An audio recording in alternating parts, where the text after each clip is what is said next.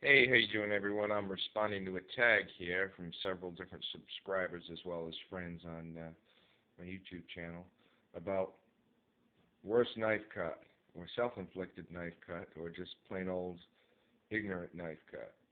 And if you look on my middle finger right here, you'll see how that's filled in, which this knife here, I was actually cutting a 600-pound pumpkin up with this knife right here. And as I was doing that, I filleted the top of my finger right here all the way to the nail quite quickly. And, it's sort of like a striking motion like that. I hit the, I hit my finger and the blood just wouldn't stop. And, of course, everyone knowing being a prepper, I went and I got some quick clot and threw it on there to stop the bleeding. And I, took a trip down to the emergency room. They were not able to stitch it up.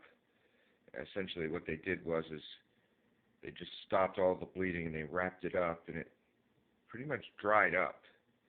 The tip of it, you know, ended up drying up, and eventually it started healing. And you can see how that white part right in the end of my nail there had filled in from, obviously a pretty good cut on there. But that was my experience with being stupid with a knife and self-inflicting knife wound. And you can see this knife here has a pretty good edge on it. Cheap knife, but I'll tell you, it has a pretty good edge. And like I said, I just come down with it, and it just kind of skinned, and it took what a cut that thing was. But we always preach safety, and we don't always practice it. But that's my stupidest self-inflicted knife wound that I'm here to talk about.